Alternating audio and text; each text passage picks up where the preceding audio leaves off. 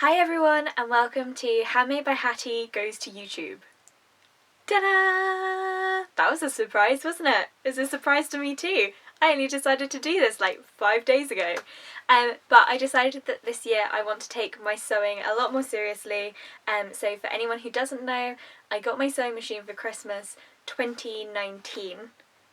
Yes, for Christmas 2019, I've been sewing for the past year, and what started out as a trickle, obviously over lockdown and during the pandemic, became a fully fledged journey. And now that we're at the end of the year, I was putting together my top makes of 2020 and realised that I've actually made quite a lot of things that I'm really proud of, so I wanted to share those. So I've decided to put this in a bit of a top 10 and kind of count down from my least favourite to favourite of my top 10 of 2020, but obviously they are my top 10 of about 80 different makes. 80. So obviously they are the creme de la creme. So the first one, this fills me with sadness, and there is a reason why. So this is my beautiful Magnolia dress from Deer & Doe Patterns, and this dress has a story. So this dress, I usually work in the West End in theatre, and I made this dress. I booked the weekend before the theatres closed off to create this dress ready for our cast change party that was supposed to be in spring. Now obviously we then closed 2 days after I finished making this, and we haven't reopened since. So this dress has been worn once for a sneak peek photo and has never been shown. So this is the full length version. It has a lovely slit up the side and a tie waist so that you can make it as tight as you would like or have it loose fitting. It's got these beautiful sleeves, and this fabric, I picked it up from the stitch show that we went to at the beginning of the year, so I don't actually remember where it's from. It was from one of the wholesalers, and before I took sewing seriously enough that I needed to remember where I got fabrics from. But it's beautiful and drapey. There's a zip hidden. So hidden I can't even find it. There is a zip hidden in the side. So it fits beautifully, and I cannot wait to put this dress on to celebrate theatre coming back to life, and that's what I'm going to use this dress for now. So hopefully that happens in spring. Universe, if you're listening to me, please let the world reopen in spring, because this dress, it's too pretty not to wear. Number 9 is this Belladone dress from Deer & Doe. So Deer & Doe were my first pattern company that I fell in love with. I have a lot of their patterns. They really kind of took me from a baby, cannot sew anything sewer to a beautiful dresses sewer. And this one's in number 9 purely because I haven't had a chance to wear it. Are we seeing a theme here? I think we are. But it's this gorgeous dress. It has a lovely cutout in the back. This is quite difficult to do for a beginner sewer. And I made this at the same time as the Magnolia, which was in end of February, beginning of March. So I've been sewing for 2 months at this stage. 2 months. This fabric is gorgeous. It is a lovely cotton from material. It's from Sew Me Sunshine. Sew Me Sunshine fabric. I remember because Harriet, also called Harriet at Sew Me Sunshine, commented on my Instagram post about this dress, and I was really pleased because I was just like a little newbie sewer. So this fabric is from Sew Me Sunshine. It's one of the first fabrics that I bought from online, and I instantly just fell in love. This isn't a print that I would usually wear, but it just seemed to scream this dress. Am I right? I am so right. And it's another lovely summery dress that hopefully we'll get to wear in the summer.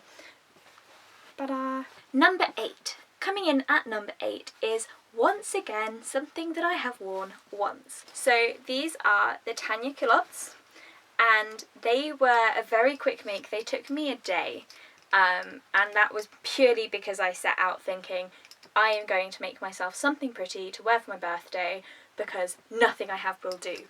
Not even the 2 dresses we've seen in places number 9 and 10. Good thinking, Harriet. But these are gorgeous. They were the perfect lightweight summer evening piece. They do look like a skirt when you have them on, which I really enjoyed because I hate skirts, even though I've made loads of dresses. I hate skirts because I always feel like I can't like curl up in a chair, which was my default sitting position. Not very ladylike. Oh well. Probably why I'm single. The material I believe I got from Material Galore. Remember this name because it's going to come up a lot in this video because she really was my like go-to place for material. I knew that the service was amazing, I knew that the materials were amazing, and the designs and prints that she had in the store were just beautiful. But sadly she's closed her shop now, so see, even the culottes are sad. Number 7 are these dungarees. So these were my very first ever sewing make. Yes, I know, anyone who sews will be sat there screaming, being like, why are you making dungarees first? They're not easy. They're not easy, but we did them with a lot of help from my mum, I will not lie to you. But they are the Mila dungarees from Tilly and the Buttons, and honestly the reason that you're cropped to here is because the legs aren't very flattering. I put the buttons in the wrong place. They are so comfy and they've only broken on me like 3 times. They are actually my most worn make, purely because I work 6 days a week, doing 8 different shows, so they came very in handy. They have a really nice pocket in the front and little pockets at the back. They don't have any side pockets though, which I kind of regret. But these, number 7, and I've made them in a fine knit black corduroy with some stretch, so that I can obviously like climb over things and run through the audience to collect things. Try not to give away the show. Number 6. So here we have another Deer and Doe pattern. Whoa! This time the Lupin jacket in a beautiful baby blue suede. Fake suede, don't worry. So this is one of my spring makes. It's the first jacket I made.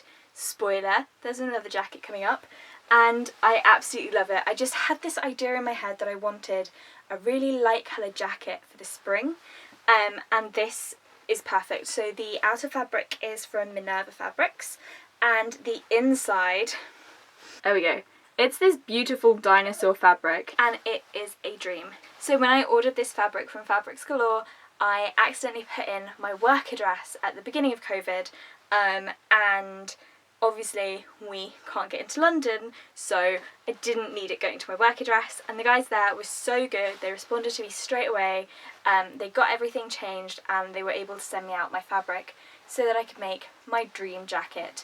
And again, I just haven't had a chance to wear it, so I couldn't really put it any higher, but the detailing on it is beautiful.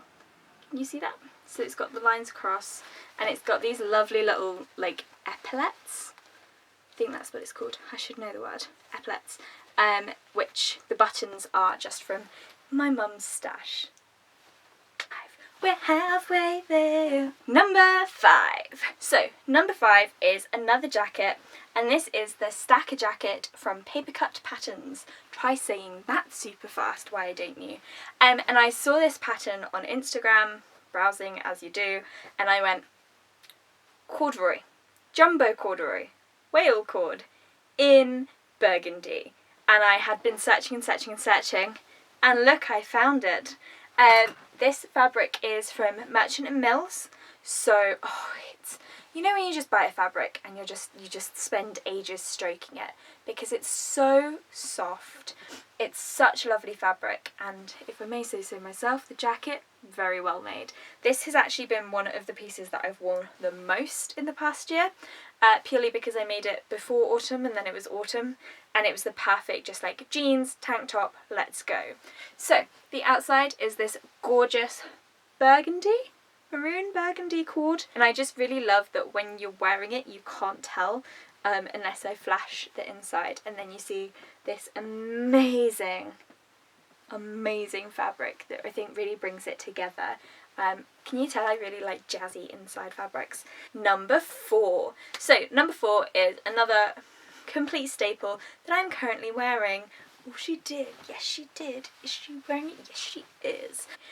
From Nielsen, and this is the t-shirt version, and these are bodysuits. So I actually have, if I had a friend, they would do that for me. These are the different variations that I've made. So I've obviously got the blue t-shirt pattern.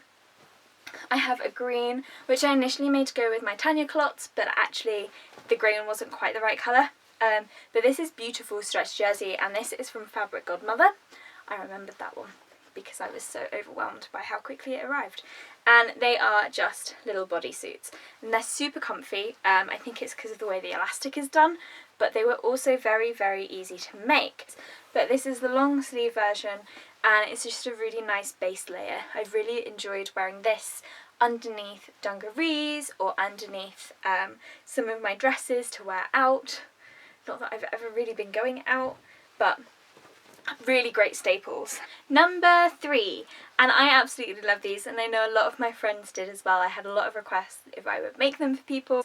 These are the closet case patterns Jenny overalls, and I did the long leg, but I tapered it in slightly so that it's not quite as wide-legged. And I really like these. I like that the bib... What is going on with these overalls? They really, really, really don't want to be shown.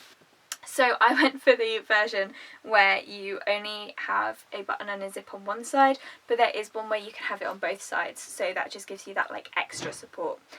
With these I also popped in 2 different buttons, purely so that I can either have them super loose and baggy, or I can tighten them up if I want them to be a little bit higher. I'm going to give up on these now because they just don't want to stay. So number 2 is another do pattern. This is the Sirocco jumpsuit, and I actually have 2 to show you. So they are secret pyjamas, my friends. Put one of these on, you look super stylish and you look like you've made loads of effort, when really you're basically wearing your pyjamas. They are so overly comfy. They're made in lovely stretch jersey. This particular one I got from C&H Fabrics, which is my local fabric shop, and they are just gorgeous. So this is the long bottom pair. And they just fit so nicely. They have a lovely wrap to them. They've got pockets, and they just fit.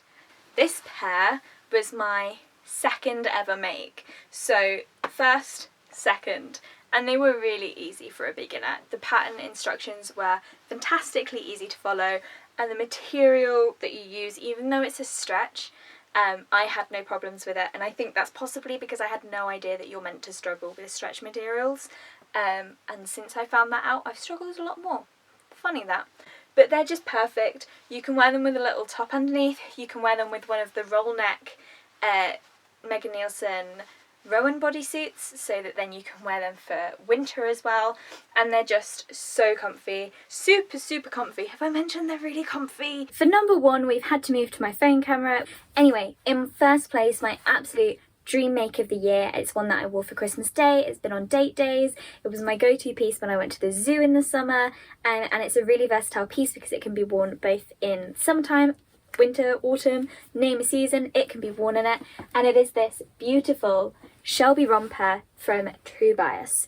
The material is from, surprise, surprise, it's material Galore again. And it's this beautiful drapey viscose, and it's just, it's a dream. It's super lightweight, but can also be layered up really easily, and it's gorgeous. It's beautifully fitted. It's got buttons all down the front, and then it's also got a tie at the back, so you can bring it in and you can really like pull that waist nice and tight to give you a really flattering figure. And again, it is, you can see it's shorts, but it looks like a dress, so it's one of those sneaky ones again that I absolutely adore. So there we have it. That is my top 10 of 2020. Just a whiz through of the patterns I used, the material places I went to, and we'll see how it goes. No pressure, no stress, but if you fancy following along on my little sewing journey of year 2, can't believe I'm only in year 2 of sewing, my year 2 of sewing, then subscribe, send me a comment, say hello, give me suggestions, tell me what you want to see, because I am open to all of the things.